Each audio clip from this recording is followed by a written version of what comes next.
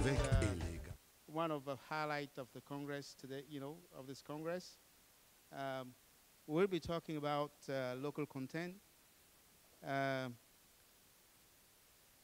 And the local content is actually a big topic in the oil industry. Most of the panelists here actually work in the oil industry. And local content is, I would say, a means by which the country wants to take control of the destiny, to put it this way. So this is kind of a high-level definitions. But what I will do is to give the mic to Elvis Angyiembe. He's actually a lawyer, so he's going to give us the definitions, I would say the legal definitions of local content, maybe highlight some differences between countries.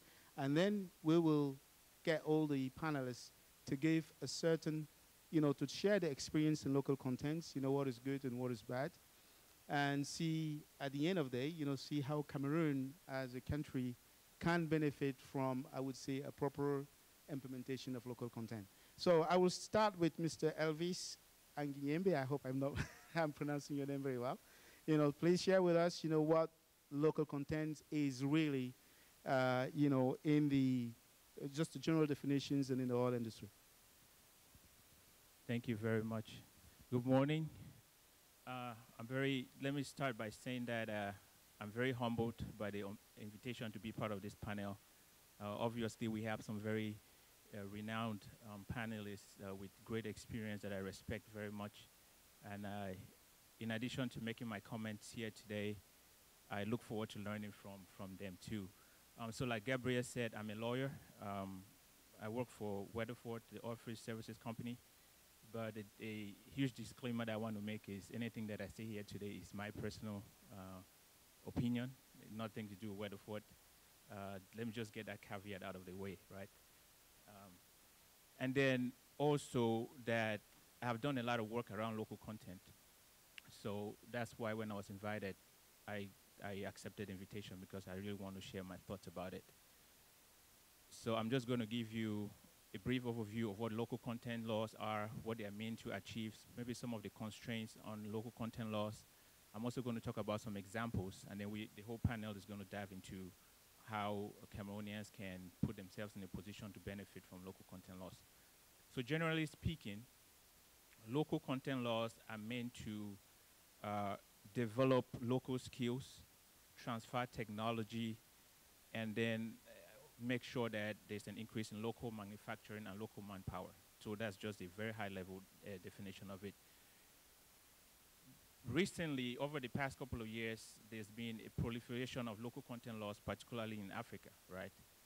And you will not be surprised. Why? Because my friend Sonny Oputa here has talked about this for a very long time, the so-called resource curse that is in Africa or in other countries where, despite all the abundance of natural resources, the oil or other extractive industry products, the countries are not benefiting from it, right? So it's turning out to be a curse, not a blessing.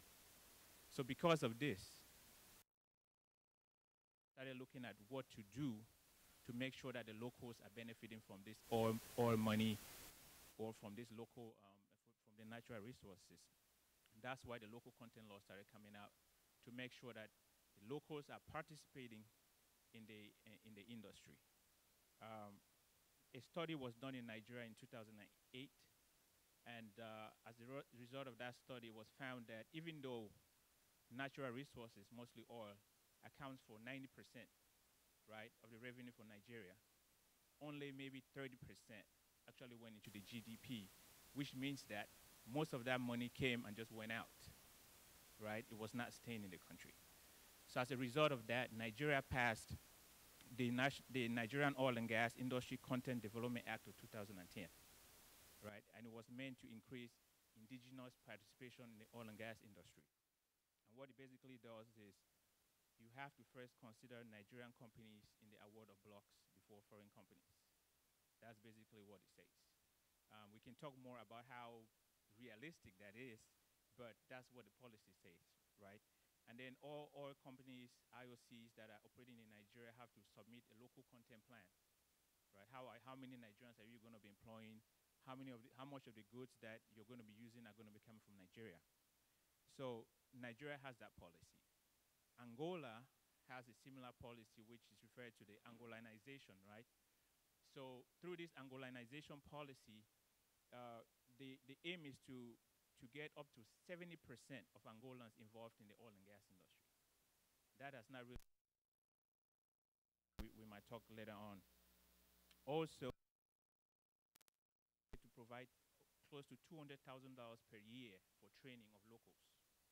And then once a discovery is made, about 15 cents per barrel is supposed to be used for training locals. That's why if you go to universities around the country, you're going to see a lot of Angolans that are here. Angolans are embedded in some of the oil companies that are here to make sure that there's that technology transfer. The newest kid on the block, right, is in Ghana. Ghana oil started producing oil in 2010, the Jubilee field. And Ghana has been trying to correct all the things that other oil-producing countries have done. They don't want to be involved in the resource curse. So Ghana has been very, very aggressive in terms of their laws. So they recently, I think November of last year, passed a local content policy, which is very, very comprehensive. If somebody wants me to send you a copy, I can send you a copy. But it actually divides every sector and gives the percentage of local participation now, in 5 years, and in 10 years. And in some instances, it actually requires that from 10 years from now, 100% of certain services or products should be provided by Ghanaians. Very, very aggressive. I've written some articles on it where I'm questioning how realistic that is, but that's what Ghana has, right? Cameroon, the applicable law that applies to the extraction of oil and gas in Cameroon, it was signed in 1999. It has been amended 2 times, as recently as 2008, to include the exploration for natural gas, right? Section 76 of the 1999 law says that international oil companies have to give first preference to Cameroonian companies, right, in construction or services in the oil and gas industry. So Cameroon, as of today, does not have a policy that has been passed, but that is mentioned in the petroleum law. From what I understand, there is current discussion as to implementing a policy which might be passed as early as this year. So you have to be aware of that to see how you can benefit from it. So that's just a broad overview of some of the local content laws, what they are meant to achieve. And then let me get now into some of a little bit of constraints that you have that have happened in Brazil or in Angola, where they have these high numbers, these thresholds that have to be met. But the local manpower is not there. The locals don't have the skills. They don't have the technology, right? So how realistic is it?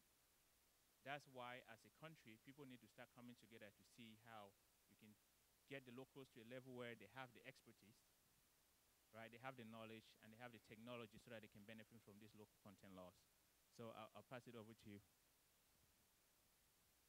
So just to complement what Elvis said, I was in Algeria in 1986. And at this time, the Algerians actually kicked out of the country all the French, the people who were actually controlling the oil and gas in the country. So it was taking them about 3 times more to drill and complete one well, to do the job that it will take to the French. But what they did is that they promote all the Algerians to key positions. So you were roughneck, that means very low level, and all of a sudden you became a drilling manager. So it took them a long time to drill and complete the well. They made a lot of mistakes. And it probably cost them more to drill a well than it was taking, let's say, the foreigners. But as a country, and I was having this discussion with an official when I was there, they said, you know what, as a country, even with those inefficiencies, we are still better off than where we actually had foreign company drilling and producing our oil. Why? Because, first of all, they're employing the locals. The knowledge is being locals. The revenue from the oil production is staying in the country. Rather than sharing it, they have all of it. So this is an extreme of what I would say local content, and I don't think that's really what we're trying to promote. What we think is that there's actually a middle ground. So countries are becoming very aggressive. What Elvis probably didn't mention is that we actually find a lot of oil in Eastern Africa, oil and gas. And these countries, whether it's Uganda and Mozambique, they're starting from the get-go with a huge component in local content. So just to complement what he said, local content, the way it's actually being applied, you want to take control of your resources. You want to make sure that the oil and gas remain in the country, create employment in the country. It's a challenge for all government. In Angola today, the oil make about 95% of their GDPs, but the oil and gas sector is employing less than 5% of the people. So it's actually a challenge, and the government is scratching their head to say, how can we make sure that as a country, the revenue generated from the oil and gas is benefit equitably by all the populations. And in the implementation of oil and gas, what we've seen so far, there are key areas in oil and gas when we're implementing local contents that people are focusing on. One is employment, as Elvis said. So you want to maximize the number of employees, national employees working in the oil and gas industry. The other one is buying local goods. So you want to involve as much as possible the local company in the process of, building, constructing well, and producing oil and gas. And then you also want to make sure that the technology is transferred to local company. So the way it's measured is when you're winning contracts, with whom are you teaming with to deliver, the services? And they're promoting the joint venture with local company. They're also promoting you, a foreign company, working through a local company to deliver the services, because this is the way you can ensure that some of the financial are staying in the country, the benefit are staying in the country, and that the technology is being transferred to a local company. So I will then go to our next panelist, Mr. Sonny Oputa. What would you say, and what is your experience in local content, especially in oil and gas? All right, thank you. My name is Sonny Oputa, like he quite introduced. I work for Energy and Corporate Africa. We run the annual Sub-Saharan Africa Oil and Gas Conference, and we do consulting and field development. And two of our great partners, Elvis is here, and also NS Anoma, the Vice President of Delta Tech Group, is also here. Based on my experience in local content, just like he mentioned, local content, is it resource nationalism, or is it geared towards economic development of Africa? To the average Western businessman, some people thought that local content is resource nationalism. Probably that Africans don't want Westerners to be in Africa to do business or to take the business away from them. But I want to let you know this morning that local content is not new. It did not start in Africa. Local content started as way back as 1943 and 1953. It started in Norway, the North Sea. The Norwegians wanted to empower their people and to empower the industry. Norwegians made sure that the human capital level must be developed. You have to think of capacity building. They started giving their people jobs, getting them employed, make sure that they handle all the key positions. So local content started from Norway. It went to Malaysia. Malaysia played their own role. It worked out for them. Brazil played their own role. It worked out for them. In 1950, Mexico drove away all the foreign oil companies from Mexico. That's why Pemex controls all the oil fields and all the oil wells in Mexico. Because people wanted to have control of their economy. Like Elvis mentioned, Africa has suffered a lot of capital flight, in the sense that all the money you make in Africa goes out of Africa, and that's why we have Dutch disease. Sometimes Africa doesn't suffer problem because we don't have anything produced in Africa, but we don't have control over it. If you have a foreign company working in Africa, whatever money they make, they pay to all their professionals. And when all those money leave Africa, like he used Nigeria as an example, if 90% of the money leaves Africa, then circulation of wealth is not equally distributed, because you're going to suffer capital flight, and it brings about disease. But based on my experience, like he rightly asked, when it comes to local content, you have Gabonization, you have Angolization, you have the Nigerian content. How far has it helped the people? Local content has helped to develop local millionaires. And once you have local millionaires, it will trickle down. The economy of Nigeria is booming today because of local content. A lot of Nigerian oil companies have got into play. Oil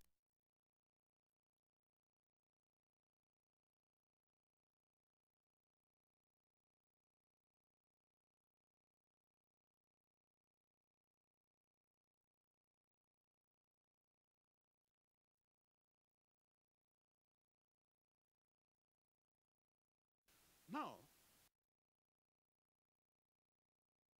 do well without foreign experts. At this level, we need collaboration. You cannot drive away all the experts because in some countries in Africa, like he mentioned in Angola, the human capital development in Angola is still below what has been expected to help run the industry. In as much as a lot of people from there have been asked to go to school to study, the number of people going to study courses that will help to enhance the economy is not much.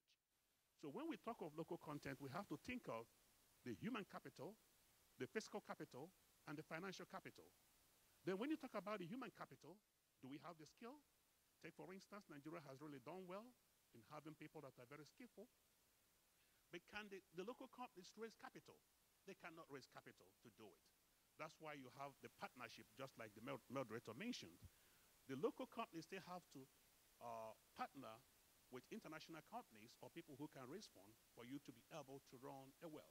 To develop a small well could cost up to $150 million. How many of them can raise that capital? When it comes to technology, Africa is still backward. That's why partnership will still continue to grow. So one thing local content encourages people to do is to get into partnership. Local content is the quantum of materials that could be developed locally, whether from the human side, from the supply chain, or bringing the number of professionals that will work. But local content, one gospel it preaches a lot that you must partner with the local people because the government understands that the locals cannot do it alone now. We are still trying to encourage technology development and also encourage local banks like African Development Bank. EcoBank has been another big bank in Africa trying to support the oil industry, like the African Development Bank, so that the local industries can raise funds on their own without going to Wall Street or without going to London. Like you take, for instance, when I summarize, Norwegians have made a lot of money. If you go to Regency Street in London, the Norwegian government bought almost all the stores in Regency Street because they made a lot of money. Now, they wanted to start investing outside. They bought all Regency Street in London, and the money comes to the government. In Norway, you cannot grow very well or very high in the industry if you're not from Norway. But now, thinking of experience again, Mexico drove away all the foreign people. Mexico is having a problem on human capital in running its industry. Mexico is now welcoming international companies to come back to Mexico. The new president has gone to make a bill. The new head of PMS has gone to make a bill that international companies can come back to Mexico because you cannot do it alone. What Africa should be preaching, not only local content, but regional content, where Cameroon can collaborate with Nigeria as by human capital. Nigeria can collaborate with Ghana, like Nigeria went to train people in Uganda and Kenya. That's what Africa should preach. Local content, we cannot achieve it alone, but through regional collaboration, Africa will survive. Thank you. Well, thank you, Sonny. I think that this is a very clear highlight and some of the example of local content that work and somewhere we're actually having trouble. The Norwegian model is actually a very good model. As you know, today, Norwegian, the local content is being so successful that in oil and gas, they have developed some core competency in certain technological areas, especially in deep water intervention and so forth. They have the best technology there, and you will see Norwegian all over the world when you need those kind of technologies. So there are examples which work. We talked about Petrobras, in Brazil. These guys, again, in the deep water, they're actually the leaders in some of the technology in deep waters.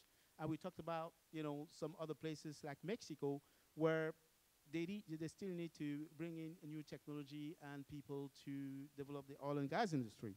So now we're going to go a little bit down to earth, coming down to sub-Saharan Africa.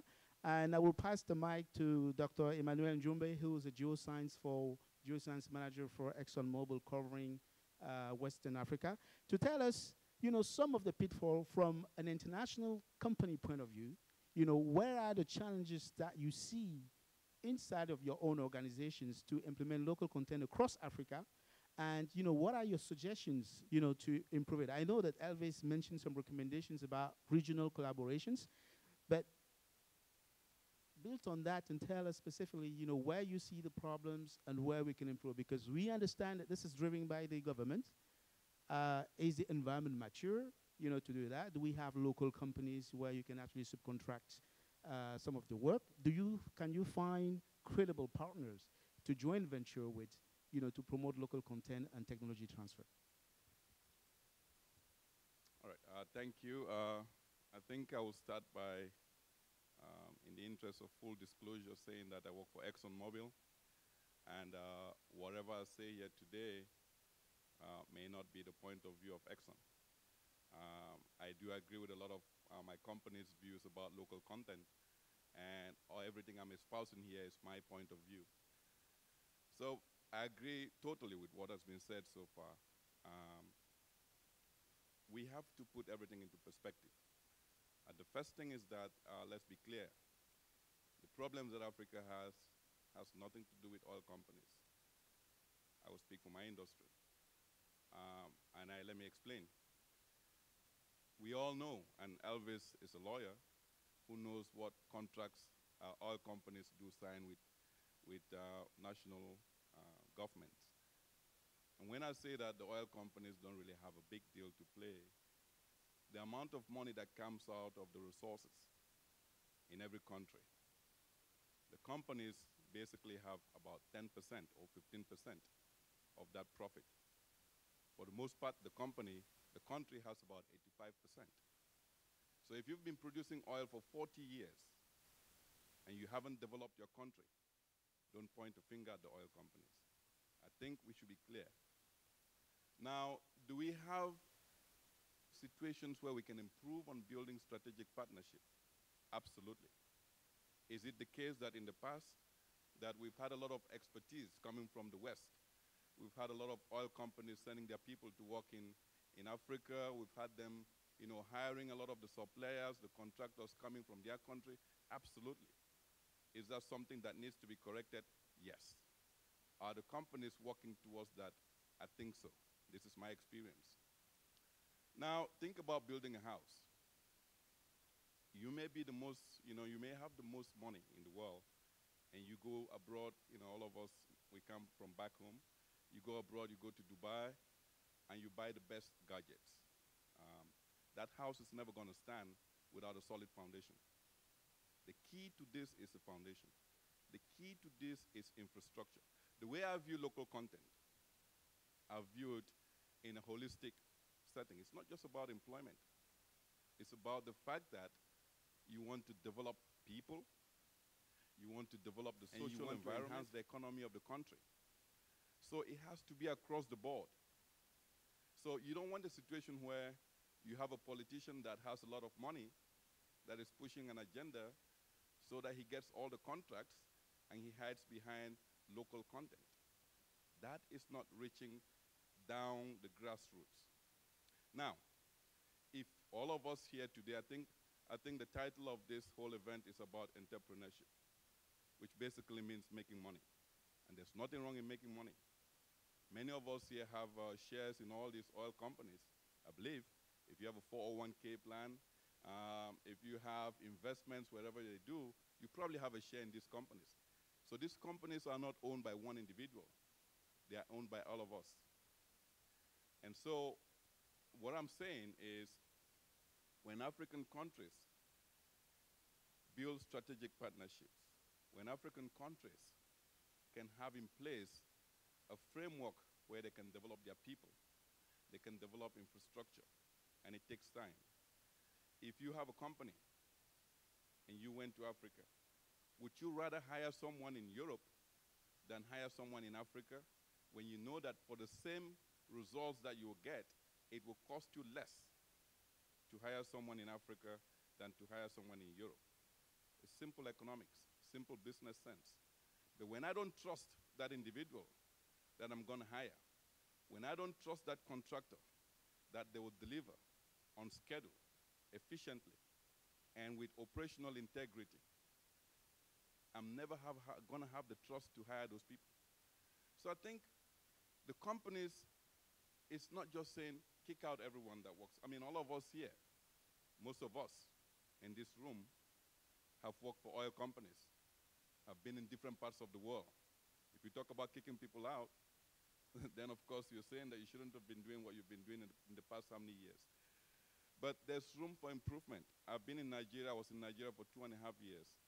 And all the examples that, that have been espoused about Nigeria are things that other African countries can build on.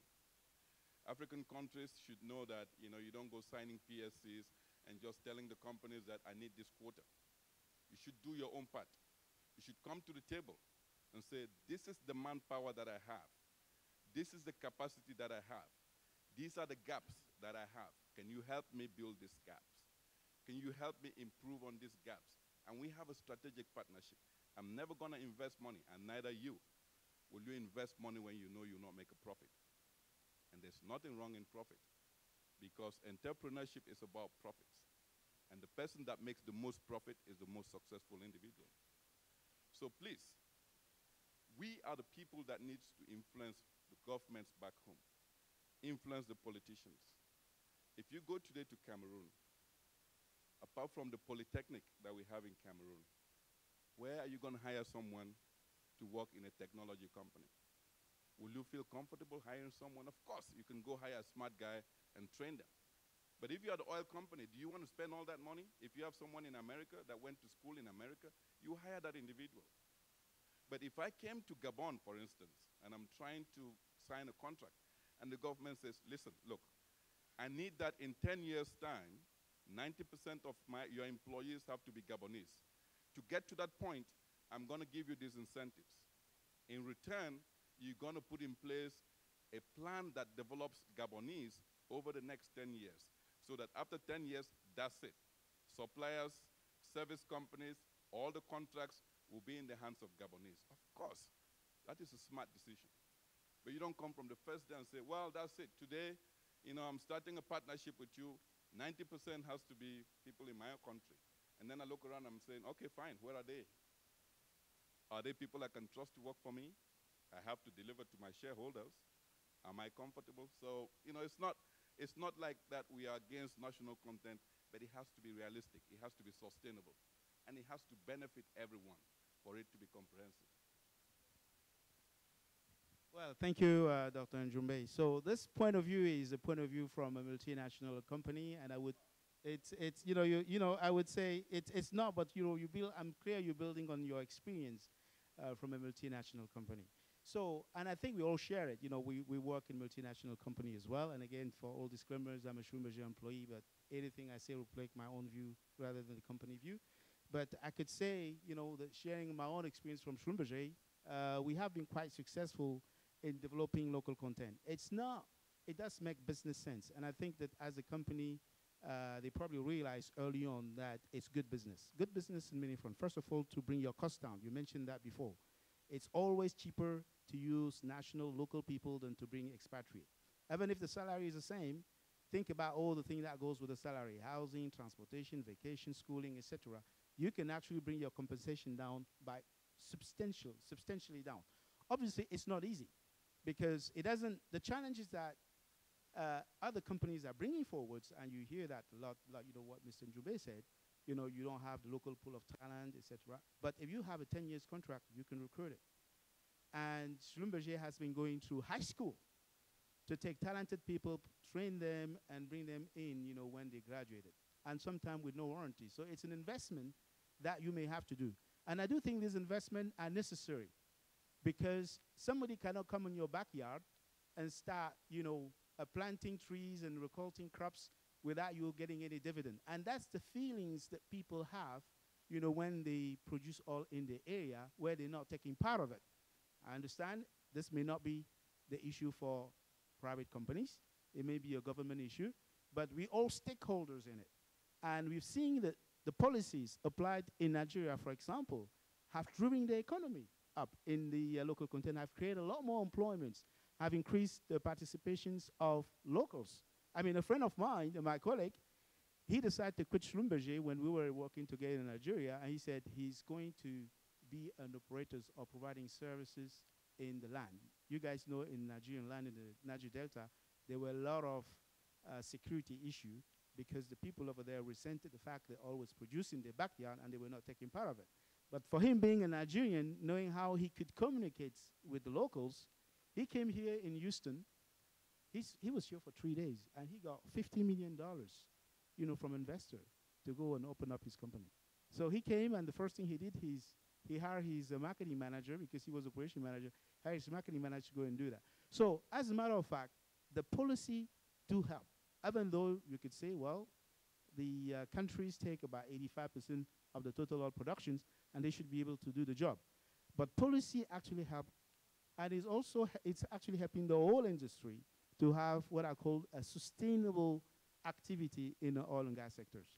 So in that, I will go to our last panelist, Mr. Brice Asopjio, who's actually CEO of Maes in Cameroon. So I think Brice actually have an ambition to develop his business not only in Cameroon, but in the whole area. And I want to ask him, what does he see? Being a Cameroonian and opening up in Cameroon, in his business in Cameroon, does he see the same kind of policy that Nigeria has, which may actually help him to develop his business? Because we've seen the case of Nigeria, we've seen now we're living it in Angola, where the participation of local companies are happening because of the policies. If it wasn't the policy, it wouldn't have happened. So are you actually see the same kind of encouragements from the policies in Cameroon that's helping you start up and grow your business? Thank you very much, Mr. Chairman. Good morning, all. So I'm Brice Asopjio. I'm the CEO of Balega Energy Service, which is one of the first service company in Cameroon, owned by Cameroonian. We've been there for the past, we're almost going for 3 years now. And I totally agree with what other panelists have said about local content. A lot have been said already, especially on job creation, on people, on local content in terms of people employment. But I'm going to be focusing on job creation, on investor.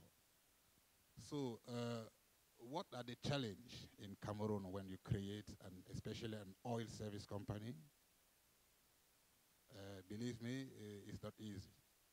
It's not easy at all. Somebody just mentioned the fact that local content is not new.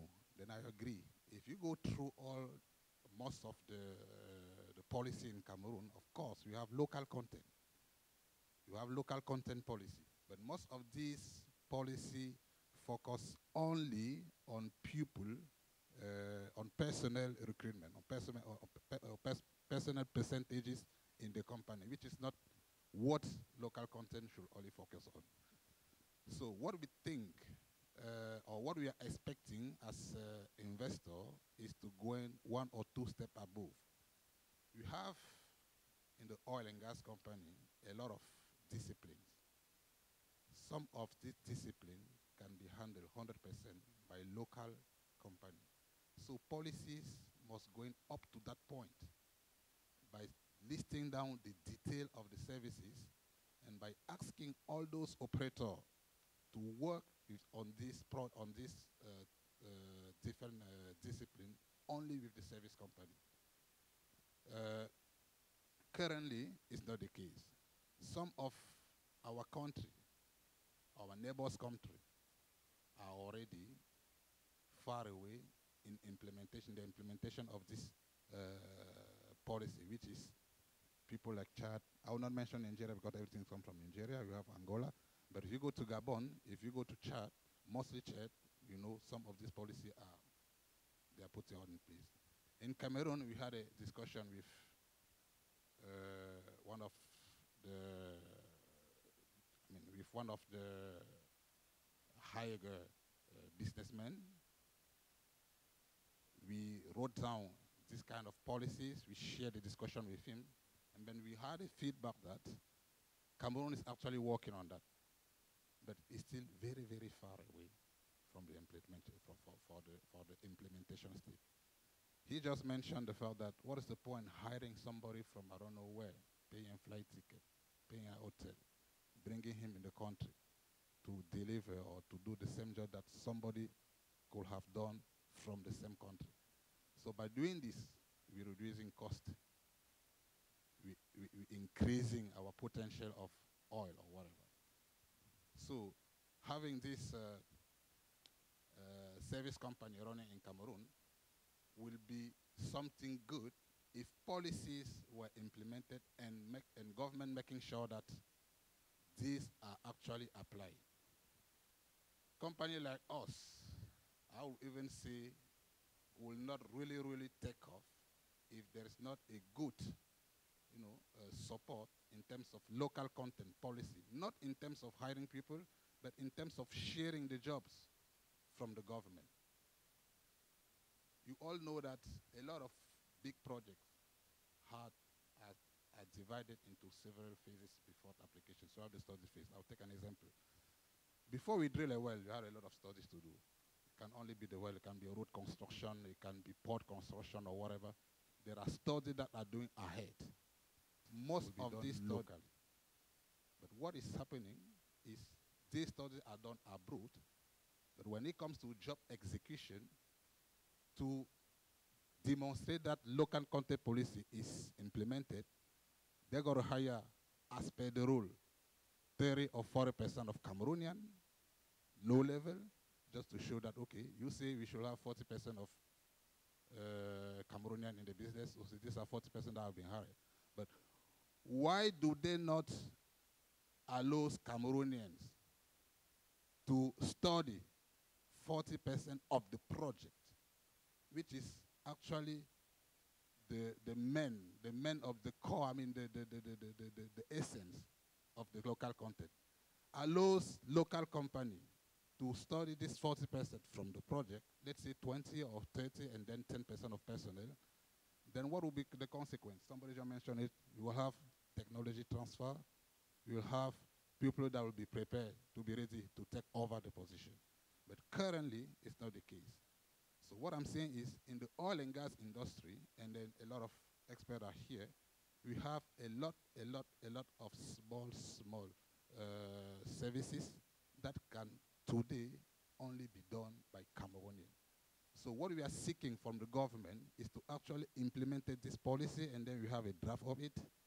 That will actually allow companies like what we have today to get involved deeply into the development and exploration and development of the oil and gas. We currently, and I said it last year, the 2035 vision will not be achieved. I'm talking on my behalf. According to me, this will not be achieved if we are running our business or our economic the way it's running now in terms of local content. We currently have a growing of 1 digit. I'm not sure in the next 25 years or 30 years we will be emerging with 1 digit economic growing indicator. We will not also achieve the 2 digit economic indicator with the system you have now, which means local content aside. So what are we heading for there?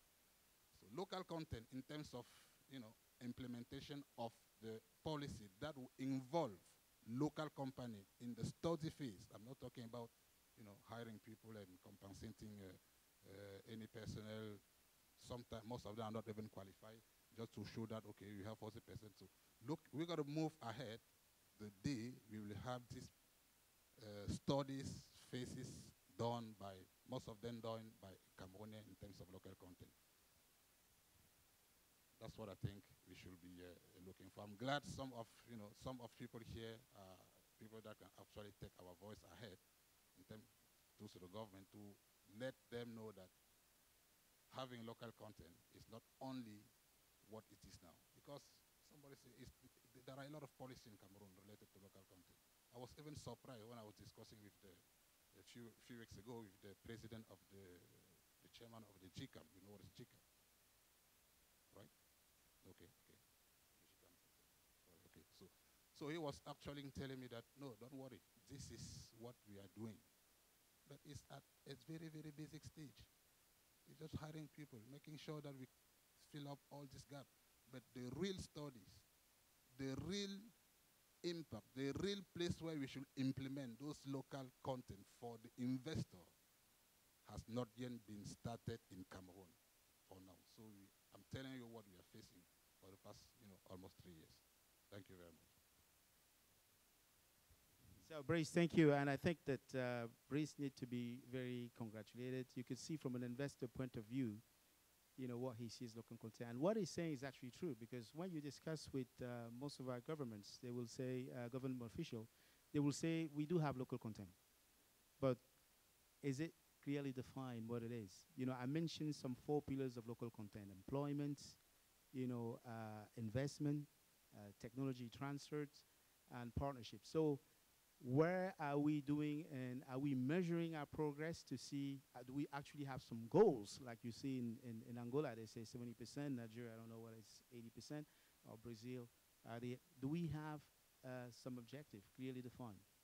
In those 4 pillars that I mentioned, what is it that the government is pushing and encouraging? What are the incentives, as Mr. Njumbe said, that we're giving to company for complying to local content? And what I would say is that I think it was last year, we had the panel where we're discussing about the reserve in Cameroon, and we said, what do we need to do to make sure that our reserve is sustained? Cameroon, as a matter of fact, have very small oil reserve, right? And the reserve is also a function of the money it will take you to extract the oil from the ground. The more participation you have from foreign company, the more expensive it is and the less reserve you have. Even for our survival in oil and gas, we need to have companies like Brice wants a lot to cover all spectrum of the oil and gas. And from last Congress, because I have a higher education school in Cameroon, there was a lot of demand from people saying, well, you're in the business, why don't you walk the talk? Why don't you open up a sections in petroleum engineering, which I did. So last year we have 100 students in petroleum engineering, and we have a lot of professionals here. So I will invite you, also to walk the talk and chip in to make sure that we can develop talents in Cameroon, so we can take more control and more participation in the development of local content in Cameroon. So I think I will pass we will be taking some questions from the assistants. We talk extensively. We want to hear from you. So do we have any questions? So let me give the mic to Ms. Joel Nana Concho. He's actually a professional with a lot of experience in oil and gas, so I'm sure he has something to share with us. Yeah, good morning. I'm the Schlumberger manager, or I was until midnight, the Schlumberger manager for Africa, Central Africa. And listening to you, I hear a lot of things, and everything that you guys said is good. But really, we have to go past local content and go to regional content, like my friend mentioned. Why is that? Nigeria can do local content. Nigeria has the volume. Nigeria has what it takes to do local content. But if you want to do local content in Cameroon, my last friend, thank you. I mean, we can develop you, but what about the day you want to go to Gabon? What will happen at that point? What about the day you want to go to Equatorial Guinea? That's a question we have to think of before we start pushing. So I believe that the policy should not be taken at the country level, but at the regional level. And the problem it poses for a company like us, like Schlumberger, for example, if we want to create an industry manufacturing center, let's say I do one in Chad. Does that count as local content in Congo? Or do I have to create one in Chad, one in Congo, and one in Gabon? It doesn't make sense. So if we want to do something in Africa today, where do we do that? If we want to help Africa, where do we do that? So that's something that we have to think of.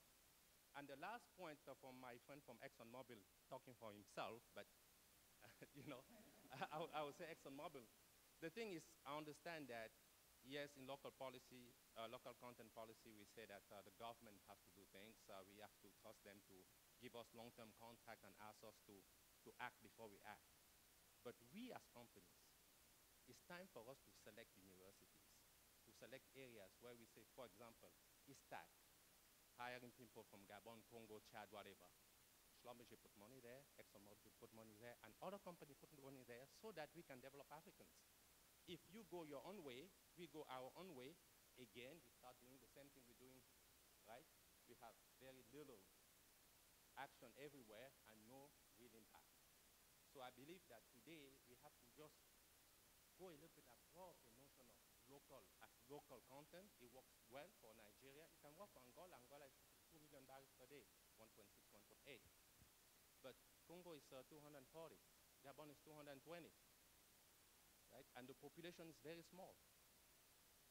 What about local content in Equatorial Guinea? They don't have the population. So what do we do? How do you go about it?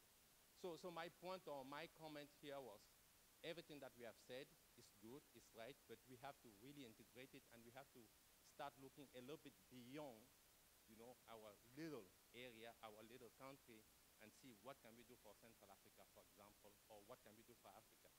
And then we can have a big impact. Thank you.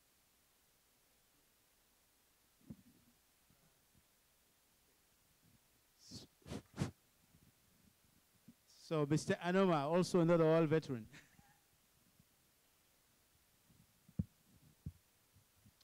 Thank you, Gabriel. Thank you, Joel. My name is Ernest Anoma, Senior Vice President, Business Asset Development, Elvis Group. I think I've listened, and I'm talking on my own self, although with 34 plus years of expertise in this business, that everybody's correct.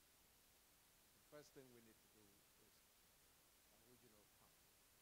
And when I think about the regional content, I ask, why do we have unions like CEMAC, ECOWAS, what do you call it, East African Zone? But if we look at ECOWAS, business flourishes in ECOWAS. Why? Because the local content started as original content, where that capacity was developed in Nigeria. For the company I work for, and its subsidiaries that I also head and run, we're using Nigerian expatriate capabilities in Equatorial Guinea. Those are the Nigerians working in Equatorial Guinea. We're using the Nigerian expatriate capabilities to train our work in Ghana. We're also gearing up to start using that same expatriate capability in East Africa. And now what happens? When they go to those places,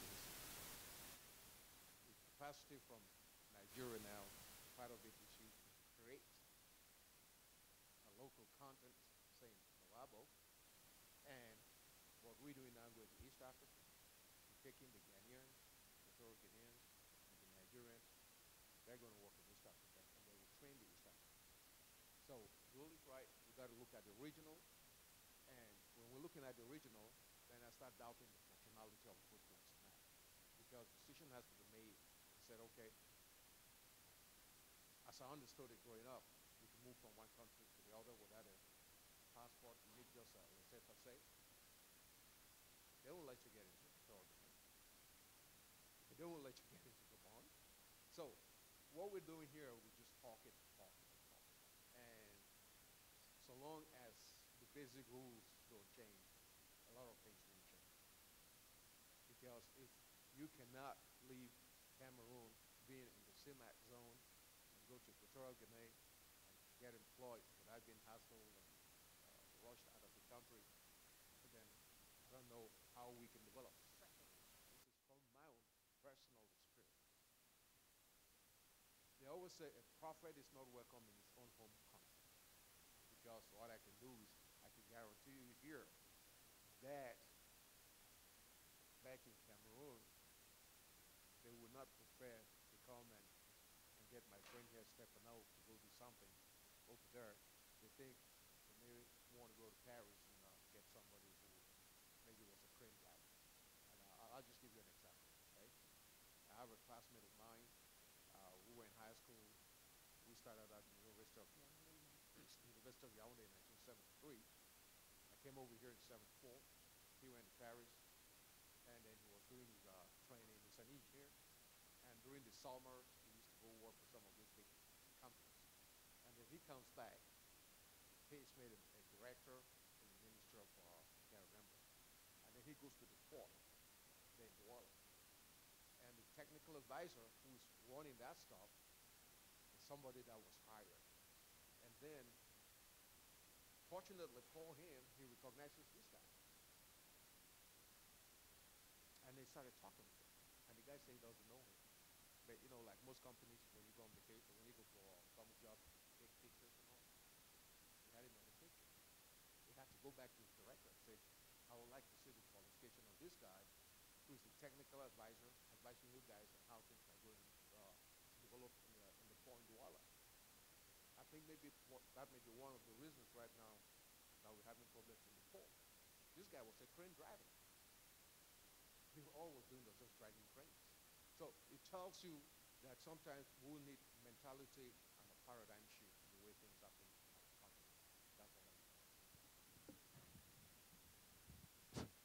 I know. Yeah, so, okay, so let me take maybe one more question, and then we will give the opportunity to the panelists to comment. And I think we could continue the conversations, because we're running out of time. So, you're giving me, yeah. I'm Eric Tangumonkem, a geologist working with Denbury Resources. In the 60s, when we had independence, a lot of Africans were sent out to be trained in Western countries to go back and help, build a continent, and that failed. So what we're talking right now, as he said, there needs to be a shift in mentality. It's going to go beyond just putting in laws, because laws are meant to be, when you have laws, they have to be implemented and obeyed. And no matter what you have in the books, if people don't see beyond what I want for me and today, it's not going to help us. I think globalization is here to stay, and we have to be thinking in terms of how are we going to leverage that globalization that is happening around us for us. I mean, this country right now have a job. What if America, is talking about local content about us that are here? People are moving around, and I think Africa should be training and empowering her people. So if you go anywhere, you can fit in, something like that. Back to what Dr. Njumbe said. So we should be focusing on long-term type vision in terms of empowering what you're just doing. Graduate from your school are not only going to end up working in Cameroon. If they get the empowerment, they will leave Cameroon and work somewhere else. So we should be thinking more in terms of empowering the people. The corruption in the oil industry, it's really not tied in local content. It's the money that they're collecting right now. They're not investing in the continent. So for it to trickle down, we need to empower the masses, and it's through education. Thank you. Okay, well, thank you for the input. So, Mr. Yonko, you have a question, so that will be the last one. Yep. It's a good morning, by the way. It's a question, but at the same time also, I think it's all the panelists. If we sat here, each and every one of us will find out can tell us at least what is wrong with our system in Cameroon and probably in the sub-region. My question to the entire panel is that what are we doing to change what you've seen locally in Cameroon or in the sub-region? Because I know all of you there on the panel. Are you guys working together? Because I know somebody in Yaoundé. You certainly know somebody in Gabon. I know somebody in Douala. But are we talking among ourselves to see how we can influence the person in Yaoundé to adopt those policies that you are talking about?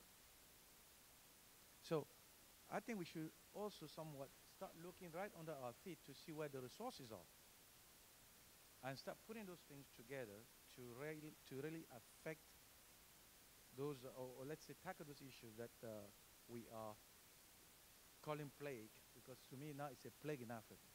Right?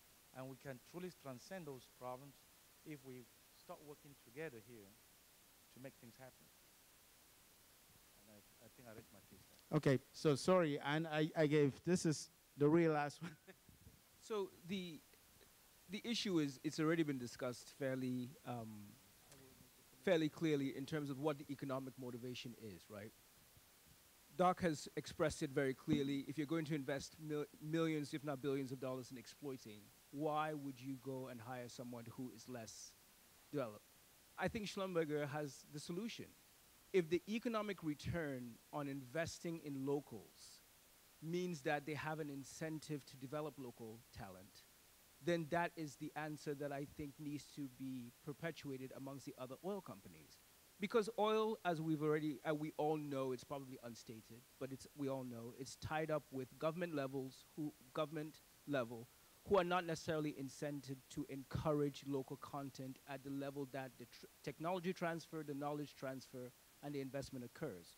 We have a gentleman here who is working in Cameroon, and he's talking about local content only being at the very basic levels.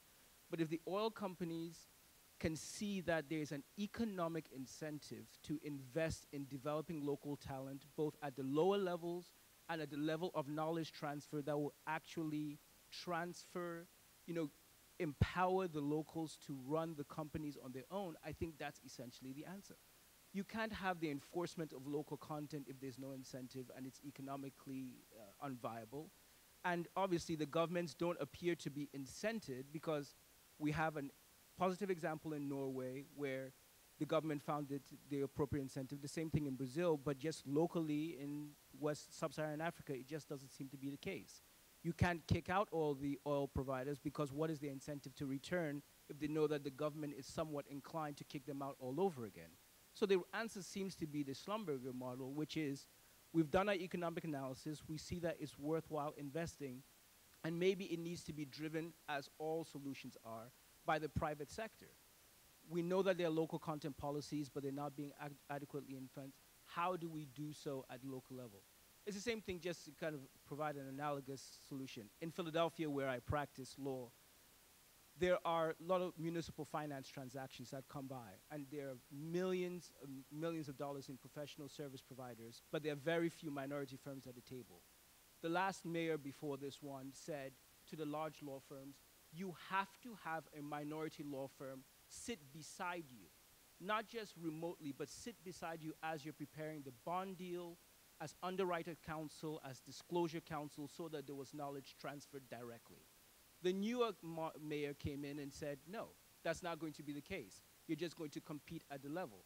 It is such an esoteric area of the law that it is very difficult for a small minority law firm to build up that practice. But you had somebody who was appropriately incented. We don't know why the current mayor took it away, but it's just, if there's not the willpower, which appears to be the case here, then it needs to be driven by the private sector, where, for example, my law firm is partnering up with larger law firms, but it's because of the personal relationship that is developed and the incentive of the larger law firms to get a bigger piece of the pie as we go along, because they're using minority participation. I think that's essentially it. Well, thank you very much. I think that, I know you guys still have a lot more questions, but we can finish this conversations, during the coffee break time. So I will close here, and I'd like to thank our panelists, and especially the contributions of all the participants. I think that from the comments that we heard from Mr. Nana Conchu, and also from Mr. Anoma and Mr. Kahiga, there are some action items that we can take, and especially that was well summed up by Mr. Stefano Yonker, is who are we waiting to get these policy implemented? If we want to make local content a regional thing, it's not going to happen by chance. In this room, if I start adding, only the experience in the oil and gas industry here, I think we're probably above 170 years, right? Just in this room. So I think that we actually have to be active, taking some initiatives at the government level to influence, the leaders in the regions. If we want to make local content a reality in the regions, and we want to push, our regional leaders to talk among themselves and see the benefit of the local content, as you're talking, that we can actually quantify, to them and also to the different stakeholders.